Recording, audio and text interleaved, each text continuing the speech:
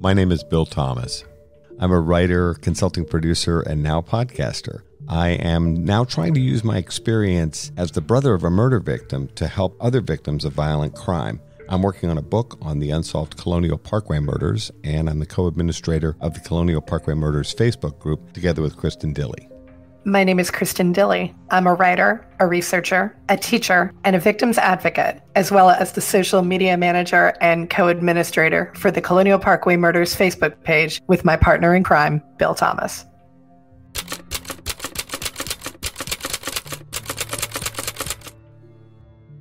Welcome to Mind Over Murder. I'm Kristin Dilley. And I'm Bill Thomas. And we both have pets that are trying desperately to get on the air with us. They are. I just heard a quiet woof, which I think was Oliver, the long-haired dachshund. I'd hope it was Oliver. I don't have a dog.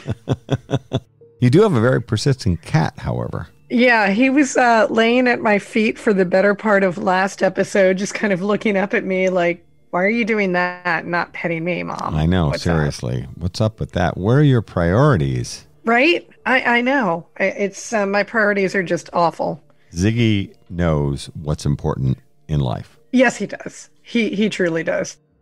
Well, welcome to September, everybody. And what's the best way to celebrate September? Well, it's buying our merchandise. Well, that's a nice transition now, isn't it? I think it's a perfect transition, actually. Thank you all very much for your support via our Mind Over Murder merch at TeePublic. Mm-hmm. And we will include the link in our show notes. And somewhere in this episode, there's a little blurb about how to order merch from TeePublic. And of course, now it's getting to be pumpkin spice latte season and long sleeve jersey and or sweatshirt weather. Yes. And everything that you get from TeePublic is really, really great quality. Bill has a couple of shirts. I got a couple of shirts. I got a tote bag that I'm bringing to school every single day. And all of my colleagues are like, you actually have merch? Insanely jealous. They're jealous because you have merch. They're like, you're going places. You've got merch. I don't want to tell them how easy it is to actually get merchandise made. I know you're not a coffee drinker, Kristin Dilley, but you could order a Mind Over Murder mug with your logo on there, and that would be pretty snazzy. I could order one for every single person in the English department and give them to them for Christmas. That would be spending a lot of your hard-earned money, even though they're pretty affordable, I will add. They are pretty affordable. But we wanted to But I'm a generous and kind soul, so I would do that for my colleagues. You would. Well, I may remind you about that commitment later. And okay. One of the great things about TeePublic is they have these pretty regular sales. Yep, flash sales. We try to remind our listeners when one of these sales comes up, which is often as much as 35% off, which is a good deal. And I'll be honest, as always, not only did I order some Mind Over Murder merchandise, I ordered some other stuff too from other kinds of interests, automotive, musical, and otherwise. So is your Miata shirt that you're wearing right now, is that from TeePublic? No, that one came from our Moss Miata, who are suppliers of accessories for our new used Mazda Miata. This is my fall project, fixing up a 1999 Mazda Miata, something I've always wanted. Bill got his first sports car. I'm so thrilled. Well, hey, am I allowed a midlife crisis at this point? Yeah, you can have a midlife crisis anytime. In fact, since you never know what point of your life is going to be midlife, you should just have an ongoing crisis. I like that idea. And that's what I'm going to do. I've always wanted an open convertible sports car. I've had lots of sporty cars, but I've never owned a true convertible, and this is our first. Well, it's a Bill Thomas midlife Miata. There you go. I like it. So the t-shirt is part of the whole thing. When I was ordering new carpet mats and cup holders and all this kind of stuff, Pamela is very funny. She's out there looking at what I'm doing in the garage. And she said, so what are you doing today? And I said, I'm doing step 1 of 4 days worth of paint correction. So today I was spritzing the car and rubbing it with a bar of clay. I'm not kidding. And then tomorrow I get to use my rotary polisher for step 1 of 3 additional steps. Each step takes about 2 to 3 hours, so you don't want to do them all. That would be like a 12-hour day. What you do is put on the music, get the tunes cranked up. Okay. And I've got a really great stereo out in the garage. I know that's pretty perverse. I've even got satellite radio out in the garage. Hey, if you're going to be out there, might as well be having a good time. Yeah, right. So you crank up the tunes, and then you do step 1, 2, 3, 4 over 4 days, so that you're only out there for like 3 hours or so. And by that point, your knees are sore and your elbows are sore and you're tired. But the car looks great. It's really fun. Oh, I bet it does. I know. You should put up some pictures for our listeners to see your Bill Thomas midlife Miata. There you go. The Bill Thomas registered trademark. Midlife Miata. I'll be having a great time. And it doesn't feel like a crisis. I'm having lots of fun. No, you're not having a crisis. You're just having a midlife Miata. There you go. Shouldn't we all have a midlife Miata? Exactly. And for the amount of money that I spent on this Miata, what's a couple $1,000s? Yeah. And you can have your Miata and I'll have the ongoing crisis. It works. Okay. Well, if you think about how much you've spent on books and true crime. We don't talk about that. DVDs. It's probably more expensive than a midlife Miata. Yeah, I can write all that stuff off as business deductions, right? I can. Right. Absolutely, you can. Yes, there you go. Then. I'm not your accountant, but discuss it with your financial planner. And by the way, before anybody starts thinking this is all so fancy, this is a 1999 Mazda Miata. This is a 22-year-old car. Mm-hmm. So we're not talking about, some crazy flashy thing. We're talking about a cool old sports car in need of a little bit of love. Don't call it old. 99's when I graduated from high school. Oh my gosh, don't even get me started. You have no idea. Yeah. All right, well, enough with the Bill and Kristin show. Let's get down to some more listener questions. Yeah, people are going to be like, why are these two rambling? We're sorry. We'll get back to it. We will get back to it, yeah. So last episode, we did address some questions from our listeners. And because we have a couple of more questions that we would like to get into in depth, we will go ahead and pick that up right now with part 2 of listener questions.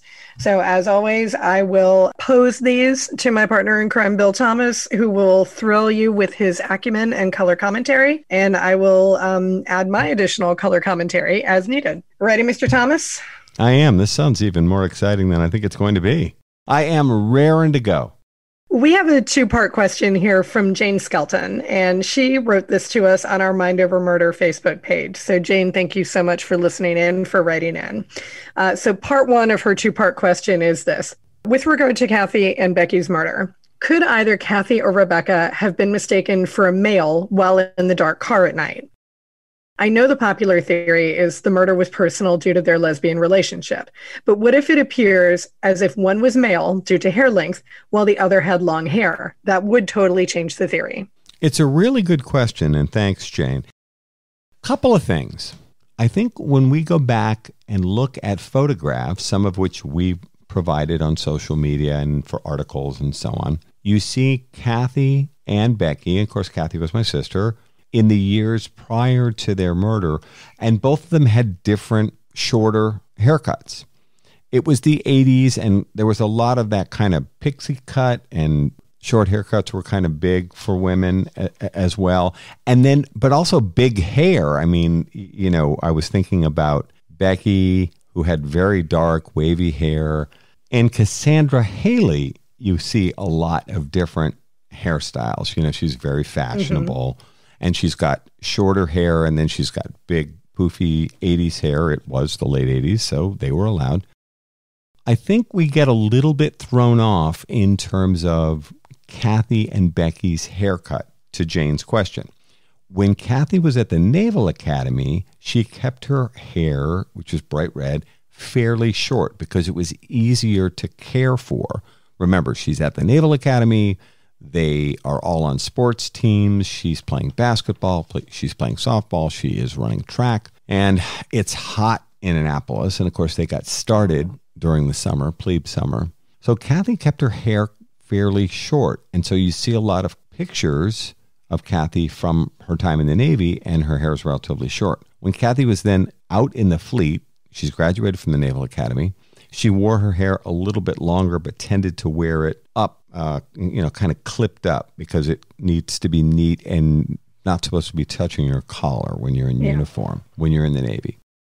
But what I don't think most people realize, and because we're a little short of photographs of both Cathy and Becky in the last few months before they died, is that both women had grown their hair out. Cathy left the Navy in June 1986, and she was murdered with Becky in October 1986. Because Cathy knew she was going to be leaving the Navy, she started growing her hair out. So her red hair was well past shoulder length by the time that she died in October.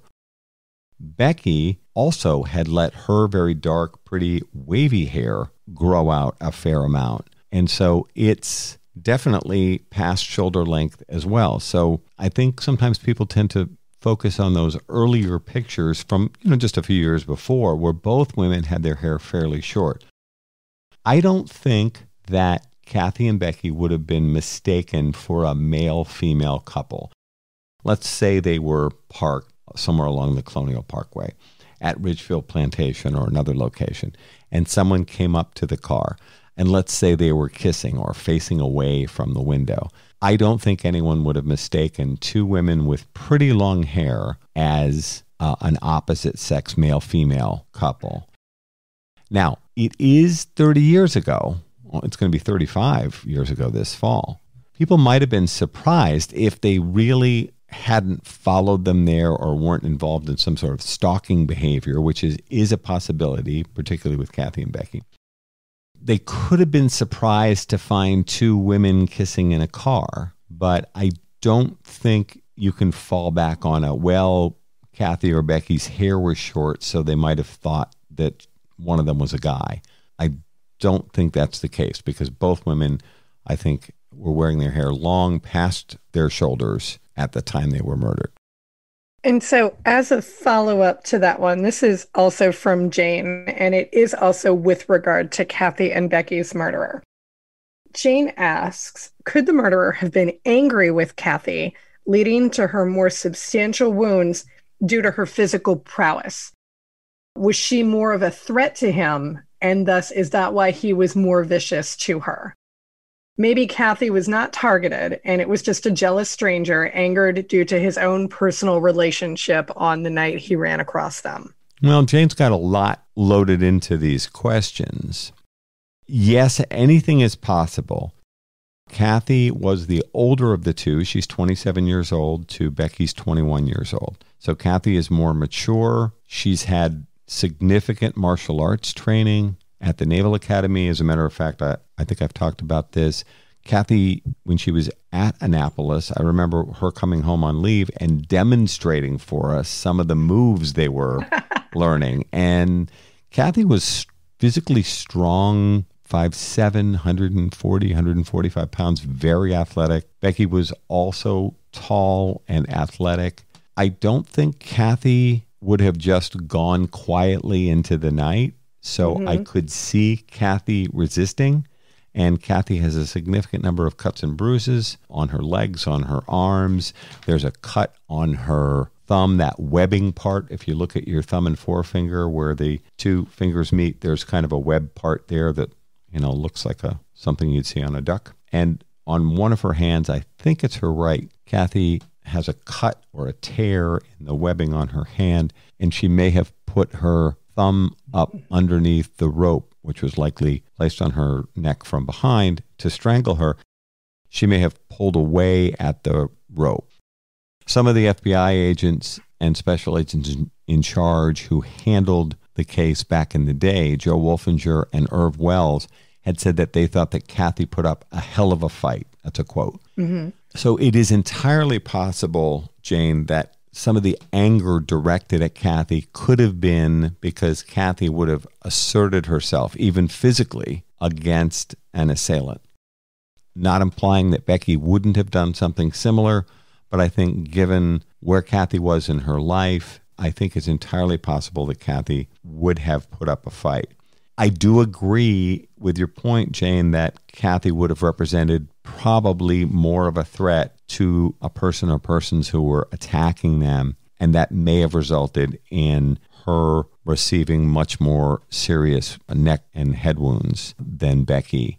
The experts, though, the FBI agents who've worked this case and our investigative team from Lover's Lane murders all indicated that they feel that Cathy was targeted and that the violence was highly directed towards her. You're absolutely right. It could be as a result of her resistance to the attacker, but the experts, and I would say that all four of our principal on-camera experts, Maureen O'Connell, Jim Clemente, both FBI trained, Dr. Laura Petler, and finally Loni Coombs, our former prosecutor, all felt that the violence was directed at Cathy and that it isn't just an amping up of an angry encounter.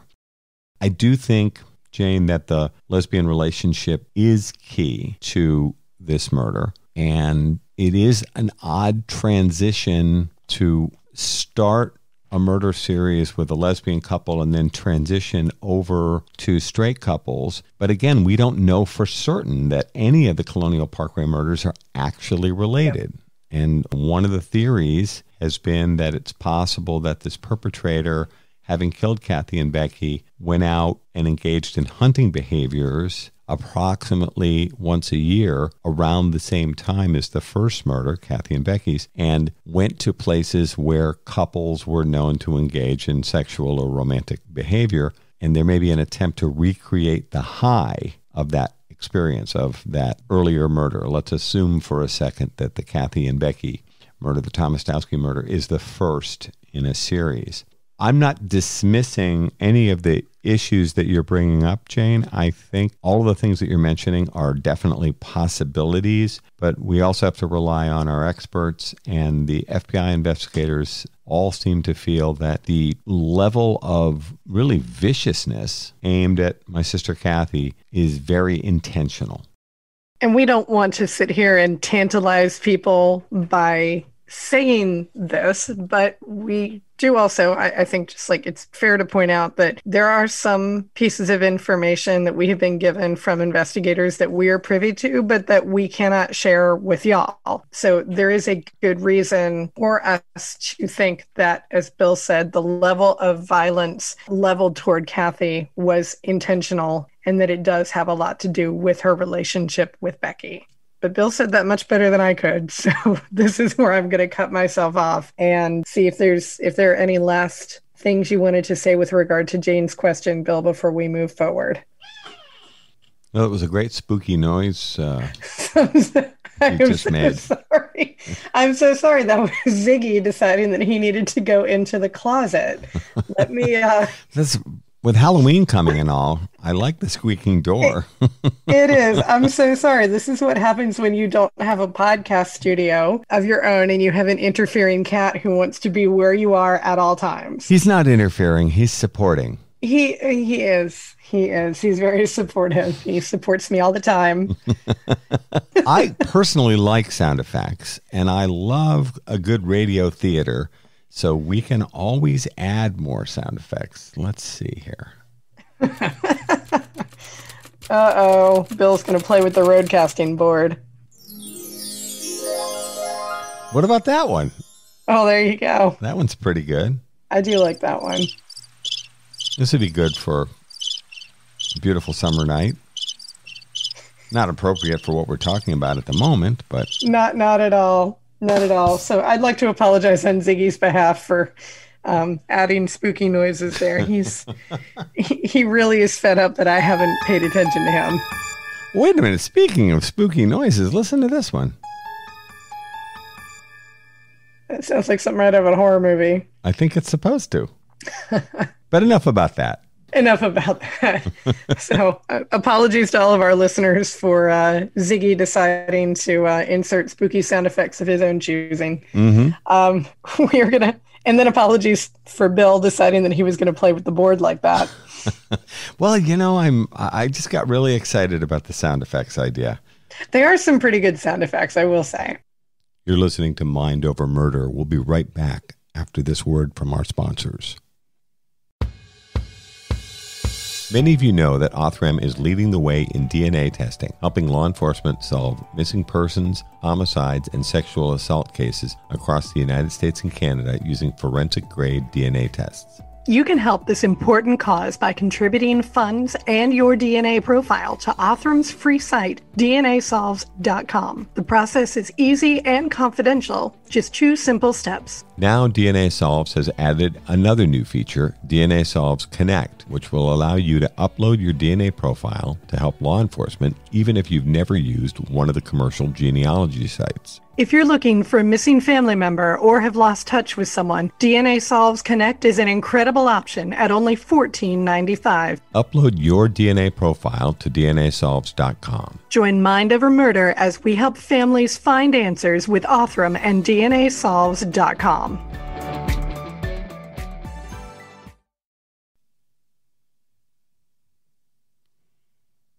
We're back here at Mind Over Murder.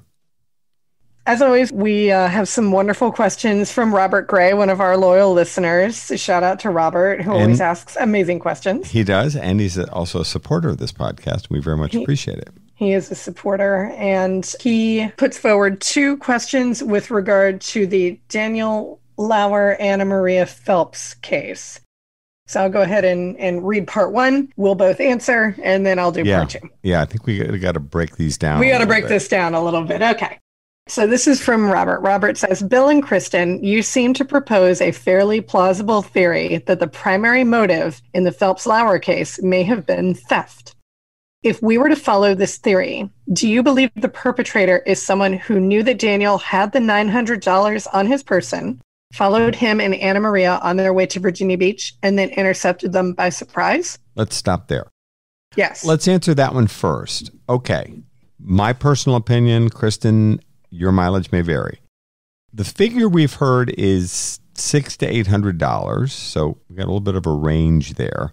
If robbery is a motive, I believe that someone knew that Daniel was going to be picking up this money, which is from painting jobs that he and his dad had done that previous summer. I don't necessarily think they were followed on their way to Virginia Beach. I think that it's possible that the perpetrators in the Phelps-Lauer example, and I think we're only talking about the Phelps-Lauer double homicide in this example, may have been aware of the fact that Daniel was picking up the money. They may have learned about this when they returned from Virginia Beach for that Labor Day weekend, because a married couple, then married, accompanied them back from Virginia Beach.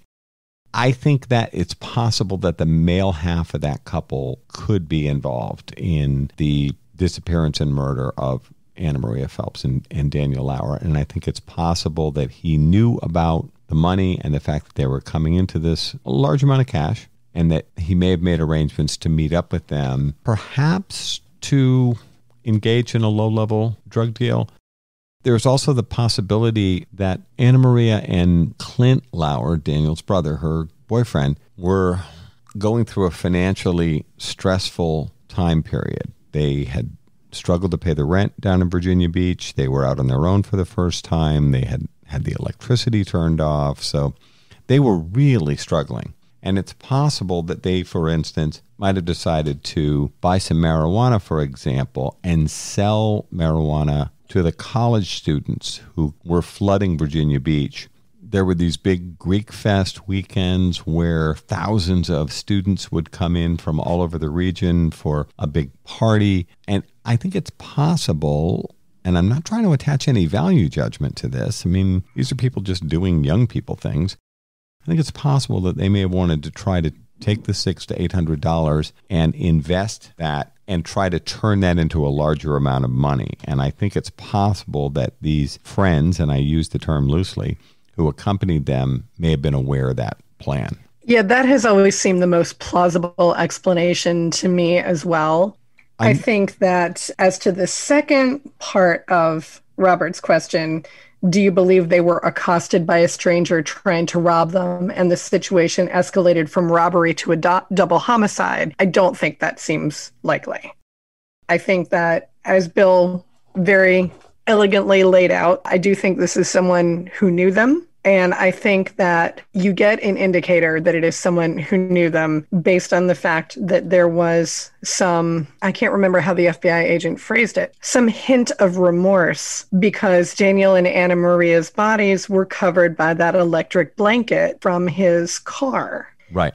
There does seem to be this sense of wanting to undo what has been done, or at least a feeling of, crap, I'm really sorry I had to do that, but you got to do what you got to do when you need $900, $800, $7,600, whatever it is. So I don't think that if it was a stranger who had accosted and robbed them, I don't think there would have been that sense of remorse that came with the covering of their bodies with the blanket from the back of the car. Yeah, I think Jim Clemente, former FBI profiler, on the Lover's Lane Murders television series, he talked about the undoing aspect. Yeah. And he said, you don't see this anywhere else in the Colonial Parkway Murders.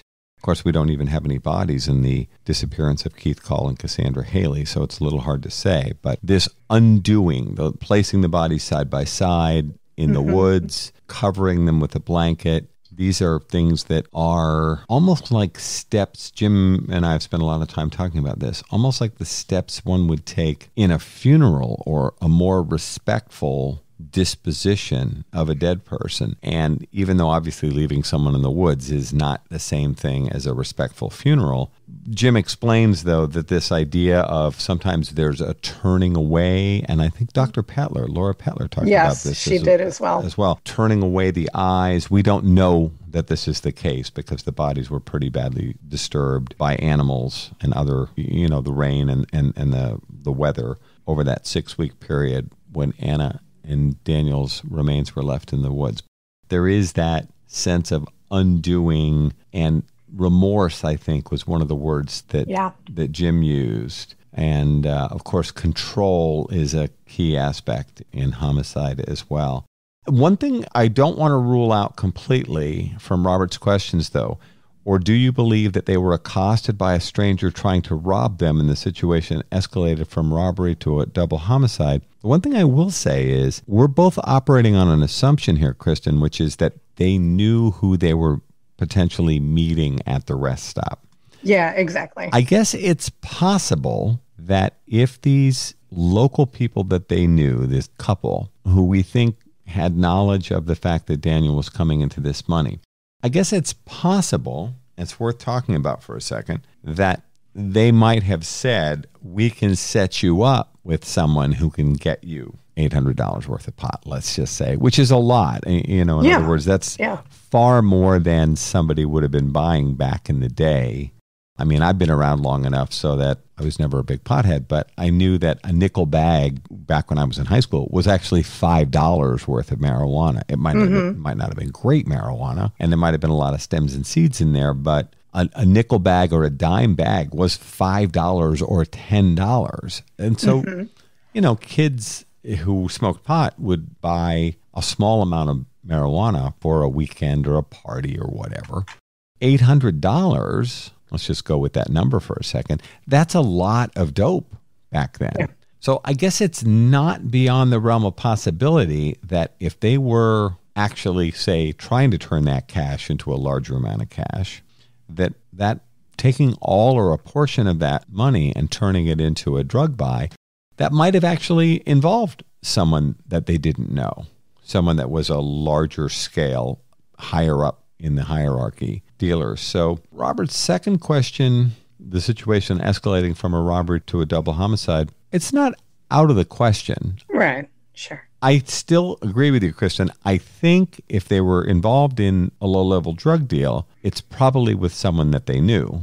But Robert does raise an interesting issue, which is it could have been a stranger. Yeah. I mean, we do have to keep in mind, you and I remember we're discussing this a couple of weeks ago, that the couple in question had been cleared by VSP at one point or another. We were both like, wait, what? No, I told you then, I strongly disagree. I know that from talking to investigators, I know that they arrested the husband at like a county fair or something. Because I remember he was complaining that he was embarrassed in front of everybody when the Virginia State Police swept in, started asking him questions, clapped him in handcuffs and led him away. I don't think he's ever actually been cleared. I don't think they found enough to charge him. Right. But then I also know that the Virginia State Police investigators traveled out of state to meet with his then estranged and later ex-wife to ask her more questions about him and what transpired around that time. And his behavior was very odd. He pulled this disappearing act that we talked about a couple of weeks ago. So I don't think he's ever been cleared, at least in my mind. Now, the Virginia State Police investigators know more than we do, but in my mind, he's never been cleared. And as you've mentioned before, nobody is really cleared until a case is cleared. Exactly. And of course, at this point, this case has not been cleared. And we are actually, by the time we will have released this episode, we will have passed the Labor Day weekend in which Daniel and Anna Maria did disappear from the I-64 rest stop. So it will have been, at this point, 32 years for them. I believe you're correct. Yeah. So Robert does continue with this question. And this one, it's always been a little hard for us to pin down this scenario, but we'll go ahead and give it a shot. Robert asks, in any scenario, where do you believe the intercept occurred? Do you believe the victims knew the perpetrator? We've kind of discussed that already. And do you believe the murders were premeditated or were more the result of a robbery gone awry? Well, there's a lot to unpack in Robert's last question here, too. Let me give it a shot. Sure. In any scenario, where do you believe the intercept occurred? Do you believe the victims knew the perpetrator? And do you believe the murders were premeditated or more or less the result of a robbery gone awry? All right, I'm going to offer my thoughts. And Go ahead. I'm not saying this is the only interpretation out there. As we've talked about, I am increasingly skeptical of the idea that all of the Colonial Parkway murders are necessarily related. It is possible that some or maybe even all of the Colonial Parkway murders may be the work of a single perpetrator or perhaps a pair of perpetrators. But that's kind of not where I am these days. Let me go through all four of the double homicides in the Colonial Parkway murders, and I'll offer you some possibilities. It is entirely possible that all of these murders are the work of the same perpetrator or, let's say, pair of perpetrators. But I am less and less convinced that that is the case. Let's go through these one by one. First murder, Cathy Thomas and Rebecca Dowski. I think it's quite possible that Cathy Thomas and Rebecca Dowski were followed to the Colonial Parkway. And I think it's quite possible that Cathy and Becky, the intercept, if you will, didn't happen at the overlook where Cathy's car was found, which is very small and very close to the surface of the Colonial Parkway roadway itself. The so-called Cheatham Annex Overlook, it seems too small and far too close to the road to be the site of a murder. The Ringfield Plantation site, which is much larger and much more private and is less than a mile away, strikes me as a much more likely place for the intercept that Robert talked about. I don't think robbery would be a motive in Cathy and Becky's murder. As a matter of fact, there's money in Cathy's wallet, which is right there open on top of her purse, as I recall. In the second example of Robin Edwards and David Nobbling at the Ragged Island Wildlife Refuge, I do think that it's possible that a perpetrator who might not have been responsible for the murders may have taken advantage of the situation after Robin and David were marched away from their truck. But I don't think robbery was the primary motive. And that one could be wrong place, wrong time. That could be a drug deal gone bad, something like that. I think the intercept, which is that initial encounter that Robert's talking about, likely took place right there in the Ragged Island parking lot next to the James River Bridge. Incident number 3 with Keith Call and Cassandra Haley. This one's a mystery to me because their last seen at the college in Newport News. They're at Christopher Newport University at the University Square Apartments. They're facing a curfew, and Keith is supposed to get Sandy home from their first date by 2 a.m. is our understanding, and yet people have a recollection of them being at the party until 1 or 1:30 a.m., which doesn't leave them a lot of time. I'm very skeptical that Keith and Sandy ever ended up on the Colonial Parkway because it's 15 to 20 minutes out of the way between Christopher Newport University and her parents' home in the Grafton section. That doesn't really work for me. I think they were intercepted somewhere else, perhaps on the way home, and I think Keith's car, as some of the experts have said, may have been placed on the Colonial Parkway to obscure where the actual incident, which would be, some sort of kidnapping / murder, which would have taken place somewhere between Christopher Newport University in Newport News and Grafton. What happened after that is a complete mystery. Regarding incident number 4, then, Anna Maria Phelps and Daniel Lauer, and I know we were going to be getting back into the circumstances of their case in the next few weeks on Mind Over Murder. I think the intercept, to use Robert's word, takes place at the eastbound rest stop on Interstate 64. I don't know if they're convinced to go to the quiet back road in the Hunt Preserve or if they're forced to go to that location. And I think the murder itself would have taken place at or close to the place where the bodies were found. Only in the final incident, Anna Maria Phelps and Daniel Lauer, do I see a strong robbery motive because of the large amount of cash that Daniel was carrying. That money is not found. We have several other situations where money, not a large amount of money, but money nonetheless, is sitting there in the wallets of the victims. So it's only in the final incident that I see a robbery motive. I agree with you. And that final incident is just so hard to try to parse out the movements of things because they should have been headed eastbound. They should have been headed eastbound back to Virginia Beach, yet somehow the car ends up on the westbound rest stop.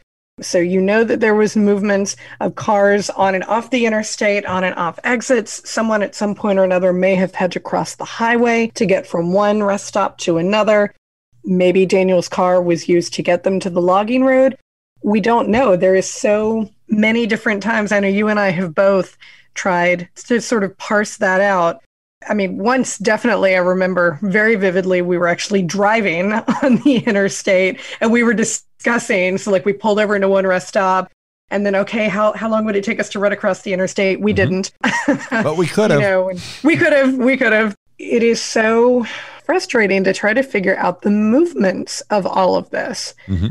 So that I would say that really in terms of if Keith Cole and Cassandra Haley's evening is a mystery, then definitely the movements of Daniel and Anna Maria's car and how it got from where to where and in what order, that's another mystery for me too.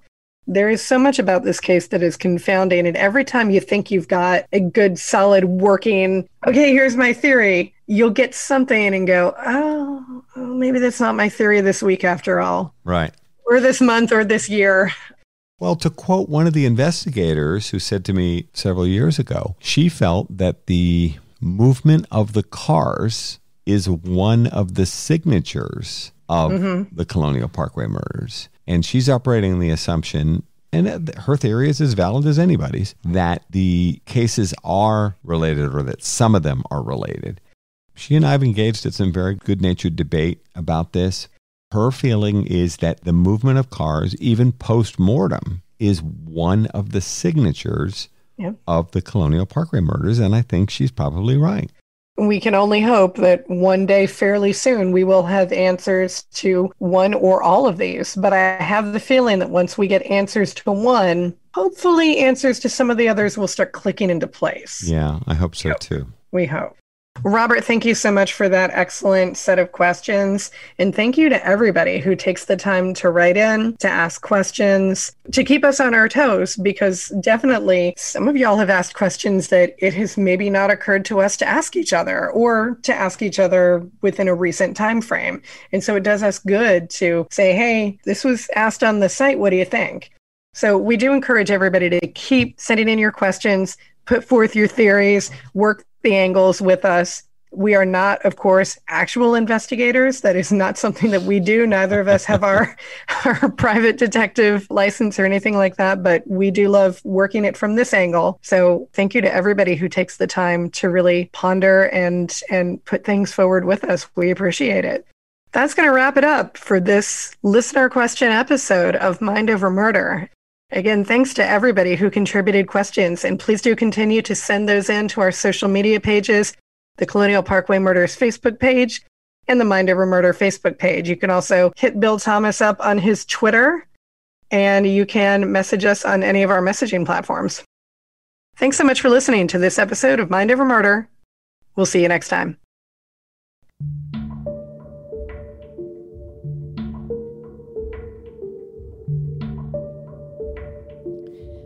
Mind Over Murder is a production of Absolute Zero and Another Dog Productions.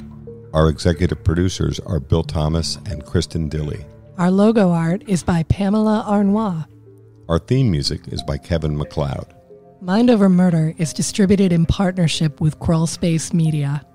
You can follow us on Facebook, Twitter, or Instagram. You can also follow our page on the Colonial Parkway Murders on Facebook. And finally, you can follow Bill Thomas on Twitter at BillThomas56. Thank you for listening to Mind Over Murder.